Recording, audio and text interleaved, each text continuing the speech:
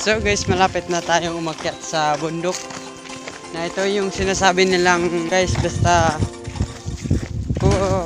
maraming nakapunta dito guys sa ano na to. Yan guys, bundok niya, maraming nakapunta dyan. Kaya tayo ulit guys, pumunta tayo dahil dyan tayo magdadaan. Pumunta ng Ilkak guys. Samahan niyo po kami. Let's go.